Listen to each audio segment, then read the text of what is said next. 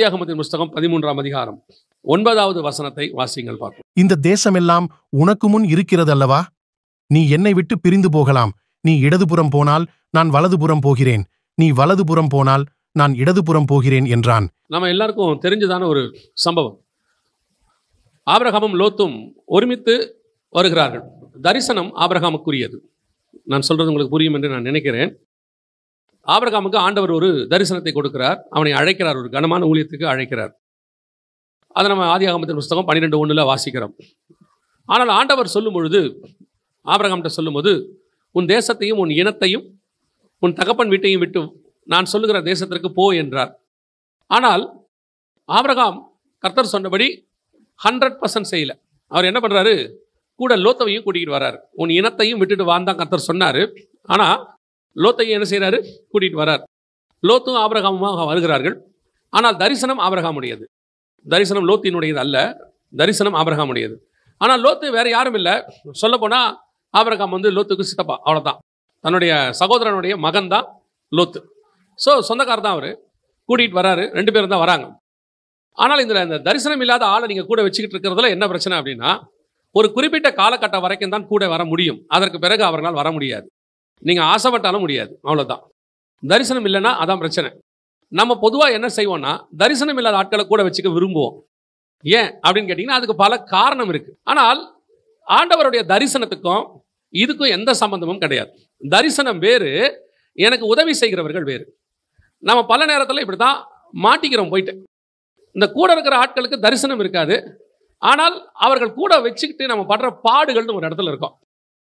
ஏண்டா கொண்டு நம்மளே கடைசியா இப்போ ஆபிரகாம் சொன்ன மாதிரி சொல்லுவோம், நீ வலதுபுறம் போனால் நான் இடதுபுறம் போகிறேன், நீ இடதுபுறம் போனால் நான் வலதுபுறம். நீ எந்த பக்கம் போறியோ நான் ஆப்போசிட்டா போறேன்னு அர்த்தம். உன் சைடே தலை வச்சு படுக்கல சாமி, அதோட அர்த்தம் அதுதான். உன் சைடே நான் என்ன செய்யல, தலை வச்சு கூட படுக்கல. நீ எந்த பக்கம் போற சொல்லு, நான் ஆப்போசிட்ல போறேன். பல நேரங்களிலே இதுதான் ஊழியத்தில் நடக்கிறது. பல நேரங்களிலே தேவ சித்தம் இல்லாத ஆட்களை நாம் கூட வச்சுப்போம். கூட வச்சுக்கிட்டு ஆனால் நம்ம நினைப்போம் இவர் இருந்தால் ரொம்ப யூஸ்ஃபுல்லாக இருப்பார், அவர் இருந்தால். ஆனால் ஒரு இடத்தில் அது நமக்கு மிகப்பெரிய பிரச்சனையாய் கொண்டு போய் முடியும். கடைசியில் ஆண்டவர்கிட்ட போய் நம்ம ஜெபம் பண்ணோம்னா ஆண்டவர் சொல்லுவார், நான் தான் அவனை கூட்டே வர சொல்லியே, நீ ஏன் கூட்டு வந்தேன்னு கேட்பாரு. நான் தான் இனத்தான கூட்டிகிட்டே வர சொல்லியே, யாரை கேட்டு கூட்டிகிட்டு வந்தேன்? உங்கள்கிட்ட சொல்கிறேன், நான் இவ்வளோ சொன்னனே, உன் பேரை பெருமைப்படுத்துவேன்னு சொல்கிறேனே, சொன்ன ஆண்டவர் லோத்தையும் கூட்டுவான்னு ஒரு வார்த்தை சொல்கிறதுக்கு என்ன ஆக போகுது? அவர் சொல்லலையே. பல நேரங்களில் இதான் நடக்குது. ஸோ ஆண்டவருடைய ஊழியத்தை, ஒரு தரிசனத்தை கொடுக்கும்போது அந்த தரிசனத்தில் கர்த்தர் உங்களை கொண்டு வருவார். இந்த தரிசனம் இல்லாத ஆட்களும் கூட வருவார்கள். ஒரு இடத்துல கர்த்தர் அவர்களை உங்களை விட்டு பிரிப்பார். இன்னைக்கு ஊழியங்கள் 2 வகையிலே ஊழியங்கள் செய்யப்படுகிறது. ஒன்று அழைப்பின் நிமித்தம் செய்யப்படுகிறது. நாங்கள் அப்போ சொல்லுவோம், நாங்கள் யங்ஸ்டர்ஸ், அதாவது விசுவாசியாக உட்காந்துருக்கிற காலத்தில் சொல்லுவோம், பாஸ்டர், அப்போல்லாம் பாஸ்டர் காலிங் தானே, ரொம்ப அதிகமாக சபைக்கு தானே காலிங் வரும். 2 வகையான காலிங் சொல்லுவோம். ஒன்று போதகர் அழைப்பு, போதகராக சர்ச்சுக்கு அழைக்கிறார் ஆண்டவர். இன்னொன்று போதகரின் அழைப்பு. 2 வித்தியாசம் இல்லையா? ஒன்று போதக அழைப்பு, கர்த்தர் கூப்பிடுறாரு. இன்னொன்று பாஸ்டரே கூப்பிடுவார், வாங்க தம்பி ஊழியத்துக்கு, நீங்கள் இருந்தீங்கன்னா ரொம்ப யூஸ்ஃபுல்லாக இருக்கும். அது போதகரின் அழைப்பு. அவர் கூப்பிட்டாருன்னு ஒரு கூட்டம் என்ன செஞ்சிடும், ஊழியத்துக்கு வந்துடும். என்னங்க மினிஸ்ட்ரிக்கு வந்துட்டீங்க, பாஸ்டர் கூப்பிட்டார் அப்படின்னு சொல்லி 2 அழைப்பு இருக்குது. போதக அழைப்பு, போதகரின் அழைப்பு அப்படின்னு இருக்கு. அப்போ இந்த 2 ஊழியம் இன்னைக்கு அதே மாதிரி தான். ஊழியங்களில் பார்த்தீங்கன்னு சொன்னால், ஒன்று கர்த்தர் சொல்லி உண்மையாய் நடத்துகிற ஊழியம் இருக்கு. அவர் அழைப்பாரு, அவர் தரிசனம் கொடுப்பாரு, அவர் நடத்துவாரு, எல்லாம் இருக்கு. இன்னொன்று இருக்கு, இது ஒரு ஊழியத்திலிருந்து உருவாகிற உடஞ்சி வர்ற இன்னொரு ஊழியம். இதுதான் இப்போ ஜாஸ்தி. ஒரு ஊழியக்காரனை கர்த்தர் அழைக்கிறார் என்றால் அதுல இருந்து 10 ஊழியக்காரன் உடஞ்சு போறான். ஒன்று கர்த்தர் அழைத்தது, மிச்சம் 9 அதுவா உருவானது. இது இன்னைக்கு நிறைய நடக்குது. ஒரு பீரியட்ல நீங்க ஊழியத்துக்கு வரணும்னா ஒரு சபையில விசுவாசியா இருக்கணும். அந்த பாஸ்டர் கிட்ட ஒரு குறைஞ்சபட்சம் 5 to 10 வருஷம் படிக்கணும். அப்புறம் ஊழியத்துக்கு வந்தால் அவர்கிட்ட கொஞ்சம் அசிஸ்டண்ட்டாக இருக்கணும். அந்த அசிஸ்டண்ட்டாக இருக்கிற காலத்தில் அந்த பாஸ்டருடைய செருப்பு வரைக்கும் தொடச்சி கொடுப்பாங்க. அந்த காலத்தில் பாஸ்டருடைய செருப்பு தொடச்சி கொடுப்பாங்க, துணி துவச்சி போடுவாங்க, எல்லாம் செய்வாங்க. ஜப வீட்டில் அத்தனை வேலையும் அவங்க தான் செய்வாங்க. இவ்வளவு அங்கே டிசிப்ளின், சீஷத்துவம் எல்லாம் சொல்லிக் கொடுப்பாங்க, டிசைபிள்ஷிப் எல்லாம் சொல்லிக் கொடுத்து ஒரு நாள் ஊழியத்துக்கு அவர்கள் புறப்படுவார்கள். ஊழியக்காரரை ஆசீர்வச்சு என்ன செய்வார், அனுப்புவார். இப்போ அப்படி இல்லை. நான் சொல்கிறது எதுவுமே இப்போ இல்லை. அப்போ ஒரு 30 வருஷத்துக்கு முன்னாடி நாங்கள் பார்த்தது. இப்போ அப்படி இல்லை. இப்போ ஊழியம் வித்தியாசம் ஆயிடுச்சு. ஸோ இன்னைக்கு பெரும்பான்மையான ஊழியங்கள் ஒன்று விஷன் இல்லாமல் ஆரம்பிக்கப்படுகிறது, அல்லது இந்த மாதிரி பிரிவினைகள் ஆரம்பிக்கப்படுது. இங்கேயும் அப்படிதான் 2 மினிஸ்ட்ரி. ஒன்று ஆபிரகாம் விஷனோட உள்ள மினிஸ்ட்ரி, கர்த்தர் சொல்லி ஆரம்பிக்கிறது. இன்னொன்று எனக்கு உனக்கும் வாக்குவாதம், எனக்கு உனக்கும் பிரச்சனை, இடம் பத்தலை, அந்த மாதிரி அவங்களுக்கு அங்கே பிரச்சனை, இங்கே நிறைய பிரச்சனைகள் இருக்குது. ஏதோ ஒரு பிரச்சனை இருக்கு. அந்த பிரச்சனையில அவர் தனியா மினிஸ்ட்ரி ஆரம்பிக்கிறார். யாரு? லோத்து ஆரம்பிக்கிறார். ஆனா ஆபிரகாம் ரொம்ப ஞானவான். இப்ப இருக்க நிறைய பாஸ்டருக்கு அது தெரிஞ்சுக்கணும், கத்துக்கணும். போறேன்னு சொன்ன உடனே அமுச்சு விட்டுறணும். அப்ப என்ன ஆகும் அப்படின்னும் போது சில நேரத்தில் என்ன செய்யும், அது பிச்சுக்கிட்டு போகும். ஆபிரகாம் ரொம்ப ஞானம். தம்பி என்னப்பா பிரச்சனை? இல்ல சண்டை வருது. எதுக்குப்பா உனக்கு எனக்கு சண்டை? நீ எந்த பக்கம் போற, ரைட்டா லெஃப்டா? ஏன் நீ ரைட்ல போனா லெஃப்ட்ல போற, நீ லெஃப்ட்ல போனா நான் ரைட்ல போறேன். நீ எந்த பக்கம் போற சொல்லி அமுச்சு விட்டான் பாருங்க. அதான் அமிச்சாச்சு. ஆனால் இந்த ரெண்டு ஊழியத்துக்கும் என்ன வித்தியாசம் இருக்கிறது?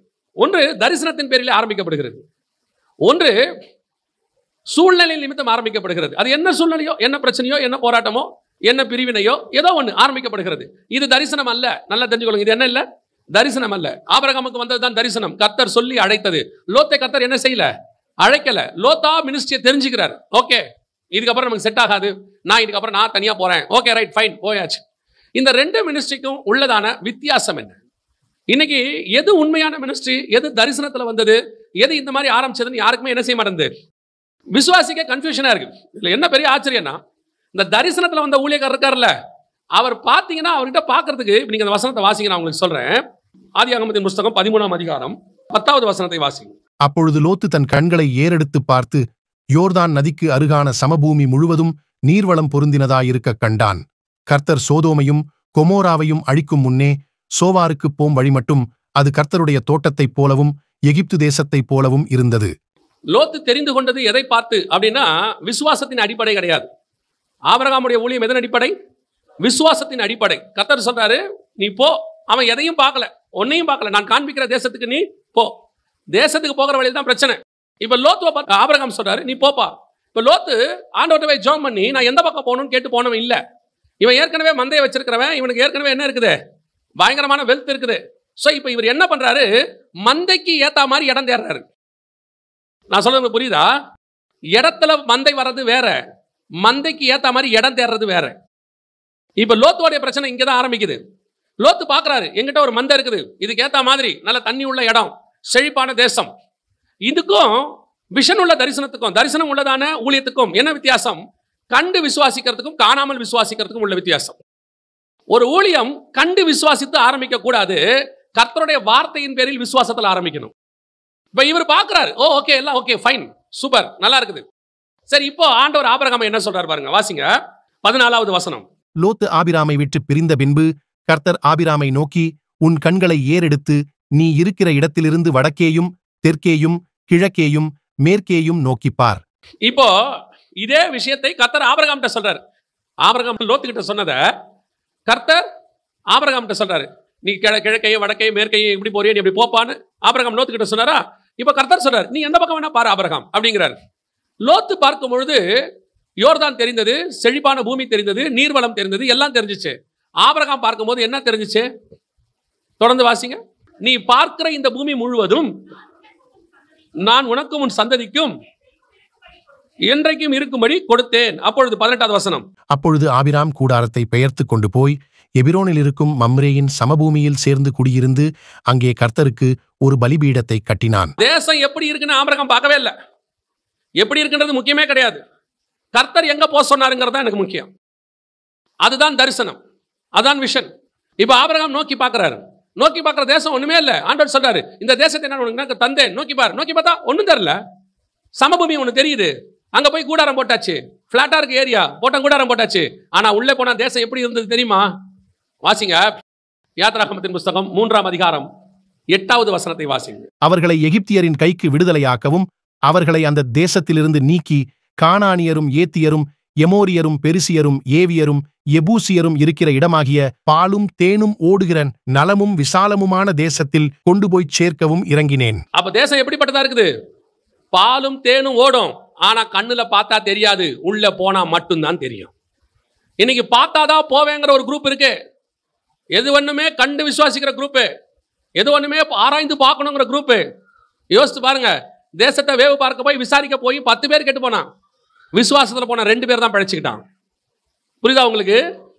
பல நேரங்களில் கர்த்தர் சொல்ல வேண்டியதுல, கர்த்தர் உங்களுக்கு ஒரு காரியத்தை சொல்றாருன்னா அதை நீங்க விசுவாசிச்சு தான் நடக்க முடியும், தரிசிச்சு நடக்க முடியாது.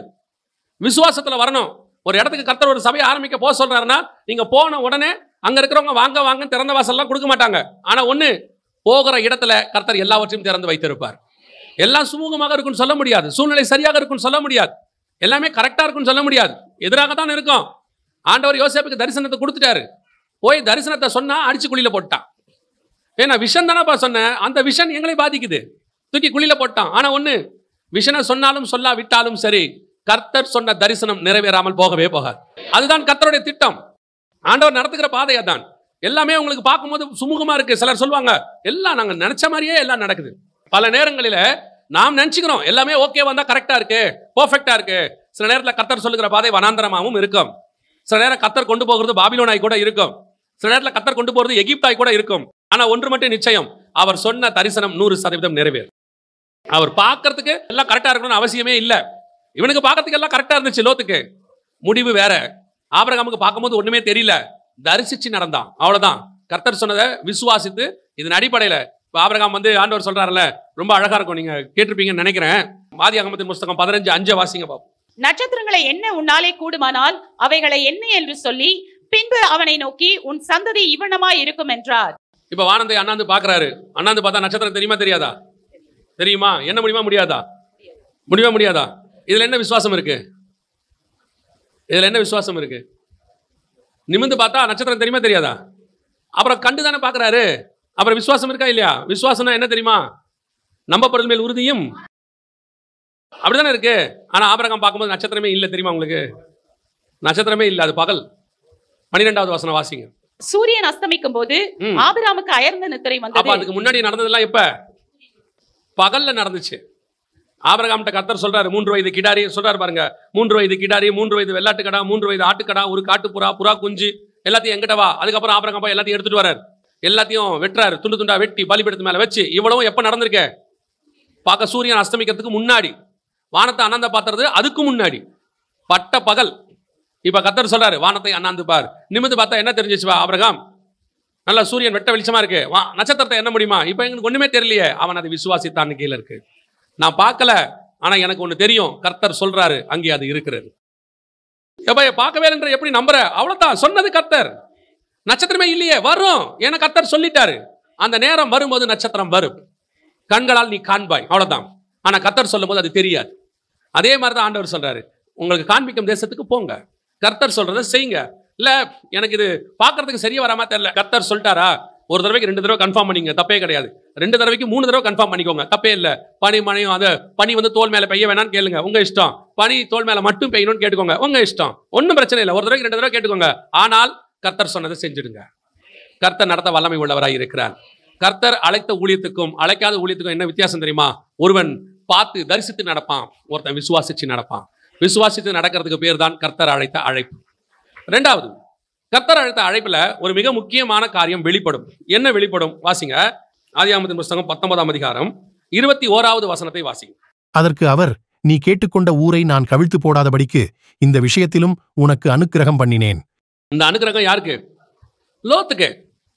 ஆனா லோத்து சோதமுக்கு ஆண்டவர் சொல்லி வரல. நல்லா கவனிக்கணும், ஆண்டவர் சொல்லி சோதமுக்கு லோத்து வரல. அவர் தரிசிச்சு பார்த்து, ஓ ஆமா இந்த இடம் நல்லா இருக்கு, அவரா செலக்ட் பண்ணி வந்தவர். இப்ப கர்த்தர் சொல்றாரு, இந்த விஷயத்தில் உனக்கு நான் என்ன செய்தேன்? அனுக்கிரகம் பண்ணினேன். அப்ப பல நேரங்களில ஊழியத்திலே நமக்கு தெரிகிறது, இந்த ஊழியம் கர்த்தர் அழைக்கல, ஒண்ணு தெரிஞ்சிருச்சு. 2, அவங்க ஊழியம் பண்றதை பார்த்தீங்கன்னா பைபிளுக்கும் அதுக்கும் சம்பந்தமே இருக்காது.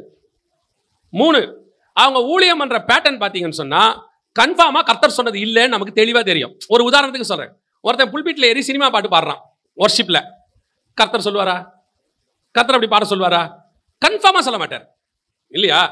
ஆவியோடும் உண்மையோடும் ஆராதிக்கிறதுக்கு தானே இடம். ஒருத்தன் இங்க ஏறி சினிமா பாட்டு பாடுறானா அது தேவன் சொன்னதா இருக்குமா? இருக்காது தானே.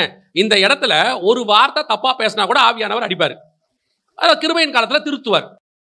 நியாயப்பிரமாணம் வந்தா அடி விழும், கிருபையின் பிரமாணம் வந்தா திருத்துவார். அவ்வளவு கான்சியஸா இருக்கிற தேவனுடைய புல்பிட்ல ஒருத்தன் பாடுறான், ஒருத்தன் சினிமாக்கார மாதிரி ஆடுறான், இன்னொருத்தன் கள்ளோபதேசம் பேசுறான், ஒருத்தன் கள்ள தீர்க்க தரிசனம் சொல்றான், அபத்தமா பேசுறான். அப்படி இருக்குல்ல, இப்ப எல்லாமே இருக்குதானே, அபத்தமா பேசுறான். ஆனா அந்த மினிஸ்ட்ரியை பாருங்க, அதுல ஒரு அனுக்கிரகம் இருக்கும்.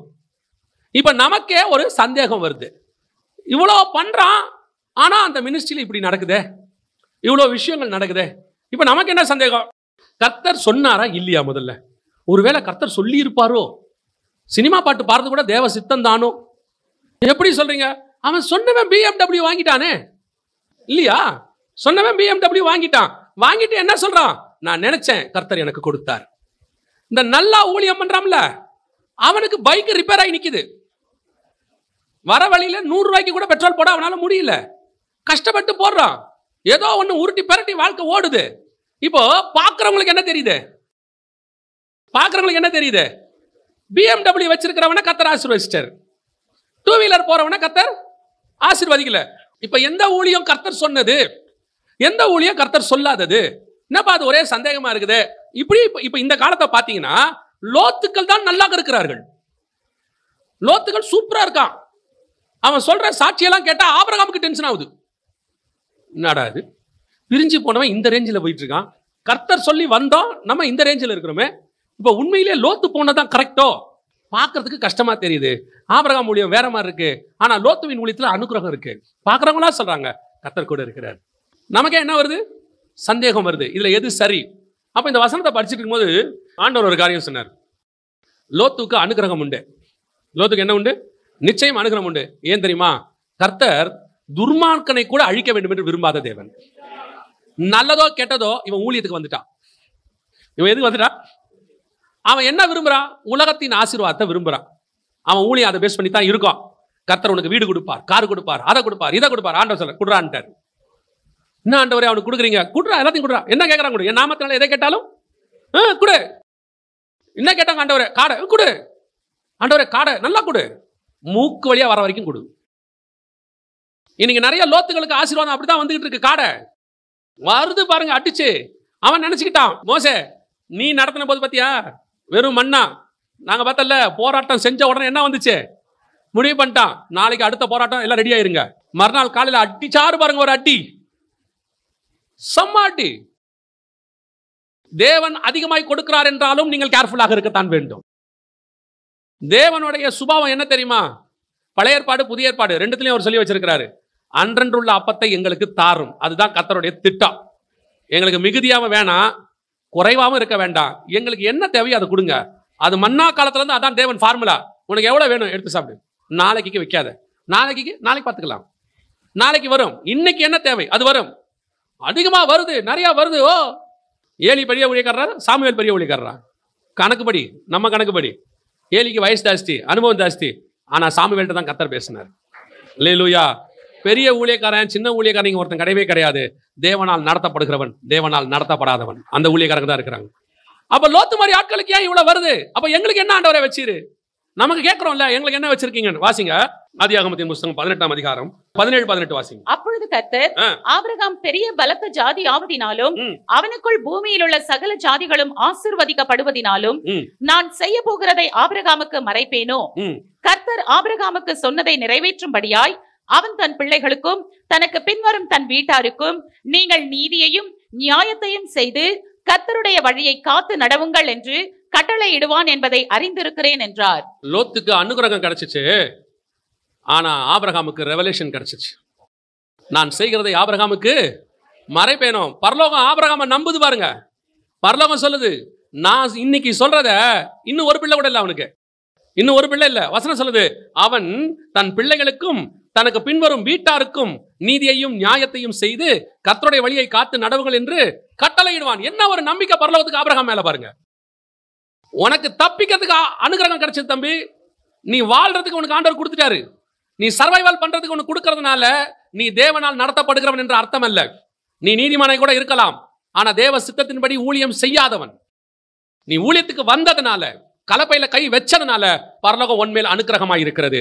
ஆனால் உனக்கும் ஆபிரகாமுக்கும் வித்தியாசம் இருக்கிறது. ஆபிரகாம் யார் தெரியுமா? பரலோகத்தினுடைய நம்பிக்கையை பெற்றவன். நான் வேணாலும் லோத்துவ மாதிரி பயங்கரமா பிள்ளை இல்லாதவனா இருக்கலாம், லோத்து மாதிரி பயங்கரமான காரியங்கள் செய்யாம இருக்கலாம். ஆனா ஒண்ணு எனக்கு தெரியும், என்னை பரலோகம் நம்பும், என்னை நம்பி பரலோகம் பேசும், என்னை நம்பி பரலோகம் வெளிப்பாடுகளை கட்டளை கொடுக்கும். ஆண்டவர் சொல்றாரு, நான் ஆபிரகாமுக்கு மறைப்பேனோ. என்ன நம்பிக்கை ஆபிரகாம் மேல பாருங்க. அந்த நம்பிக்கை உங்க மேலேயும் என் மேலேயும் வரணும். அப்படித்தான் நம்ம ஆவிக்குரிய வாழ்க்கை அமையணும். பூமியில எவ்வளவு ஆசீர்வாதம் பெரிய விஷயமே இல்லை. எவ்வளவு ஆசீர்வாதம் இருக்கட்டும், எவ்வளவு வச்சிருவீங்க இன்னைக்கு? உலகத்தையே நீங்க ஆதாயம் பண்ணிடுங்க, மொத்தமாவும் வச்சுக்கோங்க. டோட்டல் உலகத்தையே பட்டா எழுதி நீங்க வச்சுக்கோங்க. எப்படி உங்களுக்கு ஆசை தீர போறது இல்ல இல்லையா? 2 வீடு இருந்தா 3ஆவது வீடு மேல ஆசை வரத்தான் செய்யுது.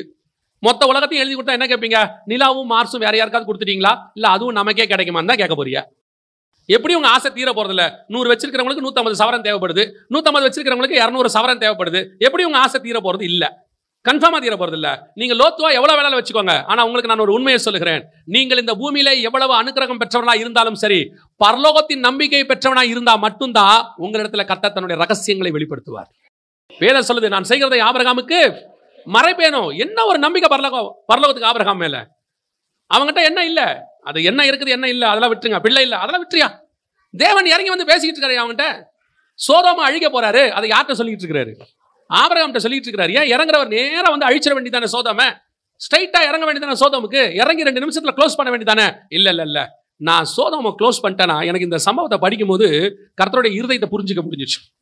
நான் சோதோம ஒருவேளை அழிச்சிட்டேன்னா ஆபிரகாமுக்கு ஒரு எண்ணம் வரும், ஐயோ லோத்து என்ன ஆனானோ, லோத்து செத்துட்டானோ, ஐயோ அண்ணன் பையனுக்கு என்ன நடந்துச்சுன்னு தெரியலையே அப்படின்னு ஒரு நிமிஷம் ஆபிரகாம் என்ன செய்வான்? வேதனைப்படுவான், துக்கப்படுவான்.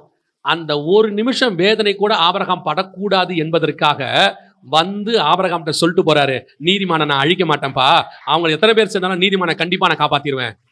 இப்ப நைட்டு நிம்மதியா ஆபிரகாம் தூங்கிருப்பான் பாருங்க. இல்லைன்னா மறுநாள் ஏஞ்சி சோதோம் அழியறத பார்க்கும்போது அவனுக்குள்ள என்ன இருக்கும் தெரியுமா?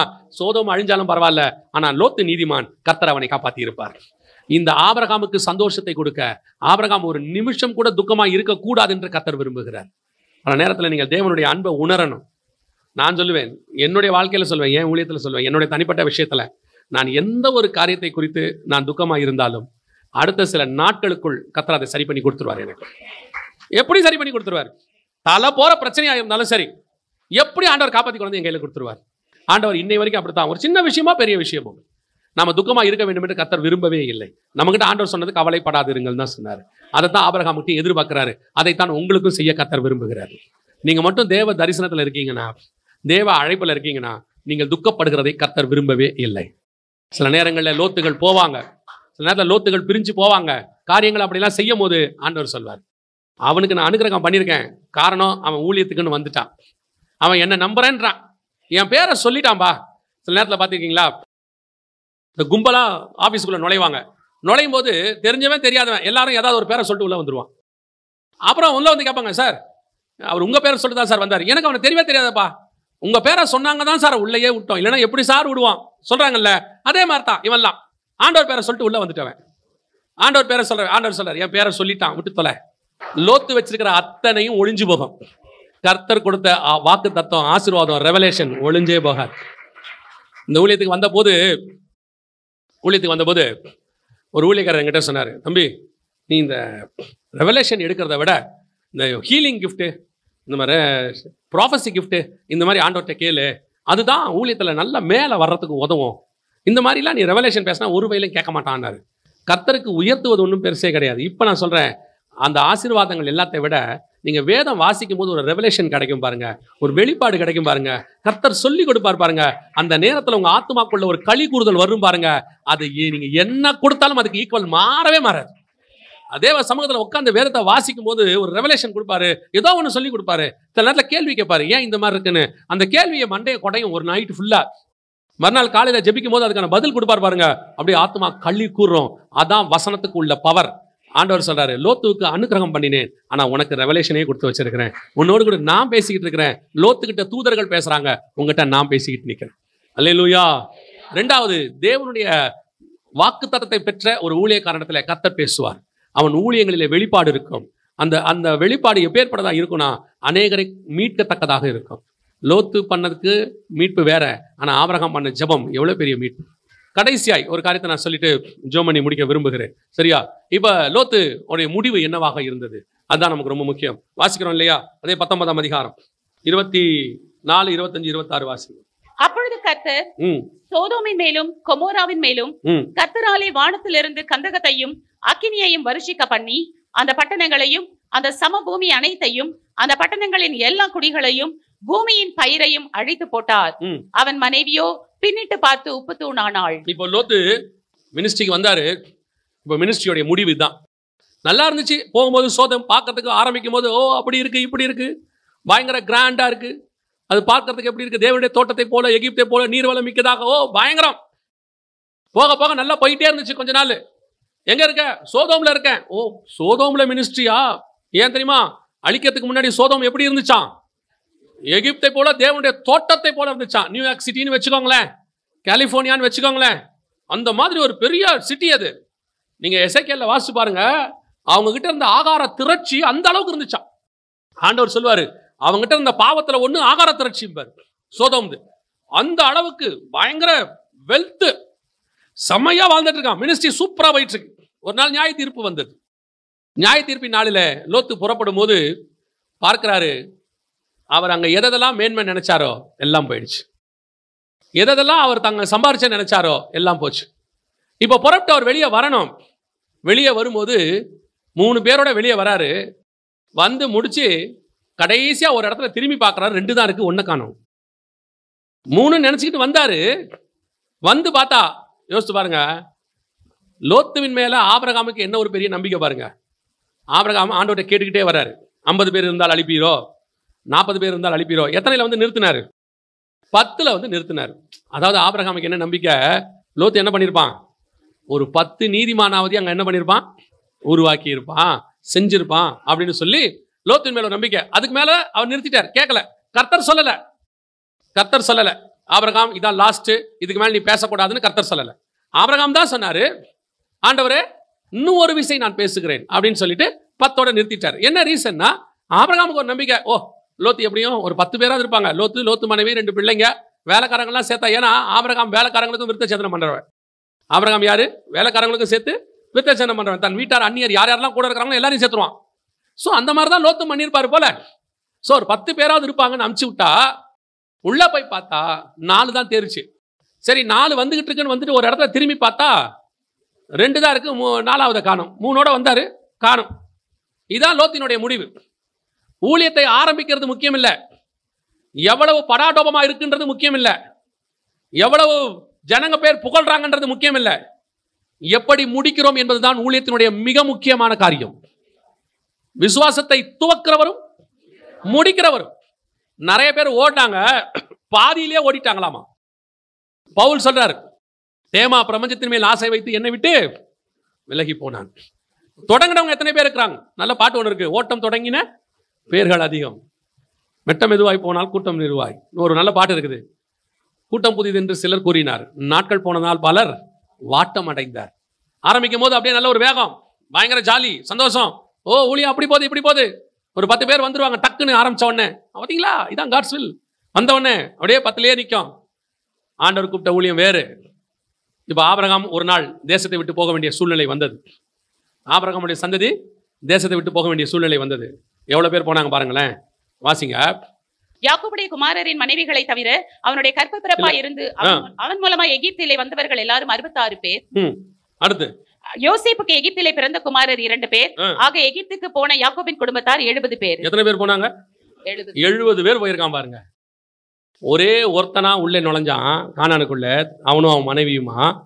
ஒரு நாள் வெளியே போகும்போது 70 பேராக வெளியே புறப்பட்டு போனார்கள். அந்த 70 பேர் 5.5 லட்சம் புருஷராய் மாறினார்கள். அந்த 5.5 லட்சம் புருஷர் தான் இன்னைக்கு உலகம் முழுவதும் இத்தனை ஆவிக்குரிய இஸ்ரவேலர்களாக மாறி இருக்கிறோம். அந்த ஆபிரகாமின் சந்ததி கிறிஸ்து இயேசுவின் மூலமாக புறஜாதியார் கொள்ளும் வந்திருக்கிறது. அல்லேலூயா. லோத்துவின் சந்ததி எங்க? லோத்துவின் சந்ததி 2 பேர். அந்த 2 பேருமே என்னவாயிட்டாங்க? தேவனை விட்டு தூரம் போயிட்டாங்க. 10 தலைமுறை கழிச்சு சேர்த்துக்கொள்ளப்பட்டாங்க. ஒரு சந்ததி மோவாபியர் சேர்த்துக்கொள்ளப்பட்டாங்க ரூத்து வழியாக. அமோனியர்கள் இன்னும் பிரச்சனையாகி போச்சு. எதுக்கு சொல்றேன்? ஊழியம் ஆரம்பிக்கிறது முக்கியம் இல்ல, எப்படி முடிக்கிறோங்கிறதா முக்கியம். ஆனால் ஊழியம் எங்கே போகிறது, என்ன முடிக்க போகுது, அதான் முக்கியம். யார் வேணாலும் தொடங்கலாம். ஒரு நாள் போய் நிக்கிறாங்க எல்லாரும் ஒரு இடத்துல போய், உம்முடைய நாமத்தினாலே பிசாசுகளை துரத்தணும் அல்லவா, தீர்க்க தரிசனம் உரைத்தோம் அல்லவா. ஆண்டவர் சொன்ன ஒரே வார்த்தை, உங்களை எனக்கு தெரியாது, அக்கிரமக்காரரே என்னை விட்டு உங்களை அறியேன். வேலை முடிஞ்சு, அவ்வளவுதான். 40 வருஷம் 30 வருஷம் 20 வருஷம் ஊழியம் பண்ணி கடைசியில் கர்த்தர் தெரியாதுன்னா எப்படி இருக்கும்? அப்படின்னா என்ன அர்த்தம்? கர்த்தர் பொய் சொல்லுவாரா? பொய் சொல்ல மாட்டார். அப்ப தெரியாதுன்னா என்ன அர்த்தம்? உங்களை அறியன்னா என்ன அர்த்தம்? என் ஐ சைட்லயே நீங்க இல்லைன்னு அர்த்தம். நான் என்னுடைய பார்வைக்கே நீங்க யாருமே இல்லை. எல்லாம் எங்க நீங்களாம் வேற எங்கேயோ ஊழியம் பண்ணிருக்கீங்க. இல்லப்பா உங்க நாமத்தை யூஸ் பண்ணோம். யூஸ் பண்ணியா? என் நாமத்துல எல்லாம் கிடைக்கும்னு சொன்னா கிடைச்சிச்சா? Right, okay, finish. அதற்கான பலன் இங்கேயே கொடுத்துட்டேன் உனக்கு. நீ செஞ்ச வேலைக்கான பலன் இங்கேயே கொடுத்துட்டேன். ஆனா உங்களுக்கும் எனக்கும் இங்க பலன் என்ன தெரியுமா? ஆத்துமாக்களை தான் கர்த்தர் பலனாக வைத்திருக்கு. அவங்கள மாதிரி நமக்கு இங்க பெருசா ஒண்ணு இருக்காது, இருக்கவும் வேண்டாம். நான் சொல்றேன், நமக்கு என்ன தேவையோ அது இருந்தால் போதும். தேவைக்கு வச்சுக்கிறது தப்பு இல்லை. இன்னொரு குரூப் இருக்கு, அவன் தேவைக்கு வச்சுக்காம ஊழியத்துக்கு கொடுத்து பண்றவங்க இருக்காங்க, மிஷினரிகள். அவங்கள விட்டுருங்க, அந்த இடத்துக்குலாம் கற்பனை கூட பண்ண முடியாது நம்மளால. சில மிஷினரிகள்லாம் தங்கள் தேவையை கூட கவனிக்காம எல்லாவற்றையும் வித்து ஊழியம் பண்ணிட்டு இருக்கிறவங்களா இருக்கிறான். இன்னைக்கு ஒரு கூட்டம், எந்த கூட்டம்? லோத்து கூட்டம். இப்படிதான் இருக்கு. ஆண்டவர் பார்த்துட்டு தான் இருக்கிறார். ஆண்டவருக்கு முன்பாக எல்லாம் வெளியரங்கமாக இருக்கிறது. ஆண்டவருக்கு தெரியும் எது தரிசனத்தோடு கூட அழைக்கப்பட்டது, எது லோத்துவின் அழைப்பு. அவனா வந்தவன் மாத்திரமல்ல, சிலர் வந்துட்டு எனக்கு ரொம்ப ஆச்சரியம் என்னன்னா, நீங்க ஒருவேளை அப்படி ஒருவேளை தேவ சித்தம் இல்லாமல் கூட வந்தவங்கள கூட இருக்கட்டும், வந்துட்டீங்கன்னா உண்மையும் உத்தமா தேவனுக்கு ஊழியம் பண்ணி பாருங்க. இந்த தேவன் ஒரு நாளும் உங்களை தள்ளவே மாட்டார். சில நேரத்தில் வந்துடுறோம்ல, சிலர் கேட்பாங்க, ஐயா நான் அழைப்பு இல்லாம வந்துட்டேன் போல. இப்பவும் சொல்றேன், அழைப்பு இல்லாம வந்துட்டா கூட கர்த்தர் தள்ளுகிற தேவன் கிடையாது. அவன் உண்மைக்கு தக்கதாய் அவனை ஆசீர்வதிக்கிற ஆண்டவர். சில ஆட்கள் அழைப்பு இல்லாம வராங்க, ஆனா எவ்வளவு உண்மையா ஊழியம் பண்றான் தெரியுமா? அவ்வளவு உற்சாகமா அவனை ஓடி கீடி கரைச்சு பரலோகமே அவனை பார்த்து மிரண்டுறது. இந்த பையன் நல்லா ஊழியம் பண்றானே. கர்த்தர் அழைத்த அழைப்பினுடைய முடிவு தான் ரொம்ப முக்கியம். ஆரம்பத்தை பார்க்கிலும் முடிவு. ஒருவேளை ஆரம்பம் அற்பமாக இருந்தாலும் முடிவு சம்பூர்ணமாக இருக்கும். 2 பேரையும் தான் ஊழியத்துக்கு ஆண்டவர் கூப்பிட்டு இருக்கிறாரு. ஆனா அழைப்பு ஆபிரகாமுடையது. லோத்துவினுடைய ஊழியத்திற்கும் ஆபிரகாமின் ஊழியத்துக்கும் நிறைய வித்தியாசம் இருக்கு. லோத்து போயிருந்தார் சோதோமுக்கு. ஒருவேளை அவர் நினைச்சிருந்தா அங்க எத்தனை பேர் ஆதாயம் பண்ணியிருக்க முடியும்? ஒரு 10 நீதிமானை ஆதாயம் பண்ணியிருக்க முடியும். ஆனால் லோத்துவின் ஊழியம் ஒன்றும் இல்லாமல் முடிந்தது. ஆனால் ஆபிரகாமின் ஊழியம் 70 பேரோடு எகிப்துக்கு போச்சு. 70 பல லட்சமா மாறிச்சு. எகிப்துல பல லட்சம் இன்னைக்கு கோடியாக மாறி இருக்கிறது. இதுதான். ஒருவேளை ஆபிரகாம் பண்ணும்போது ஊழியம் ஒண்ணும் இல்லாம இருந்திருக்கலாம். ஆபிரகாம் பண்ணும்போது என்ன தெரியுமா? ஆபிரகாம் முடிக்கும் போது என்ன தெரியுமா? வசனத்தின்படி கணக்குப்படி எபிரேயர்ல வாசிக்கிறோம் 11ல், ஆபிரகாம் ஈசாக்கு யாக்கோபு என்பவர்களோடு கூட கூடாரங்களில் குடியிருந்தான் இருக்கு. அப்படி அர்த்தம் என்னன்னா, ஆபிரகாம் சாகும்போது யாக்கோபு பிறந்துட்டாரு. ஆபிரகாம் சாகும்போது யாக்கோபுக்கு ஒரு 15 வயசு கணக்குப்படி. ஸோ ஆபிரகாம் முடிக்கும் போது பார்த்தா பையன் பேரன் இந்த அளவுக்கு தான் இருக்கு.